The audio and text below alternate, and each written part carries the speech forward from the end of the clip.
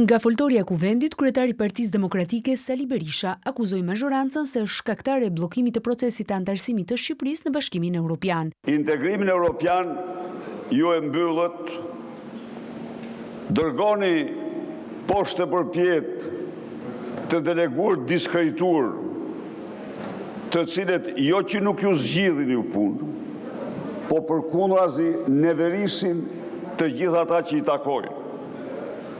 E bazoni në telefonata hektike të një njeriu që urojnë që të mos i marrë në telefon, që i kap dhe nuk i lëshon në telefon. Por kjo nuk është procesi i integrimit. Si kundër përgjigje, kreu i grupit parlamentar socialist Kaulan Balla tha se Shqipëria i ka përmbyllur detyrimet që vijnë nga procesi evropian, ndërsa një mesazh e kishte për opozitarët. Nisisht hiqni dorë nga gjithë kjo balt që hidhni kundër Shqipërisë. Nuk e keni Shqipërinë vend armik, po jeni pjesë e pazëvendësueshme e demokracisë së vendit tonë. Ne nuk ju zgjidhim dot ju, as ju nuk na zgjidhni dot ne. Ne kemi gatishmërinë, punojmë me ju për gjithçka.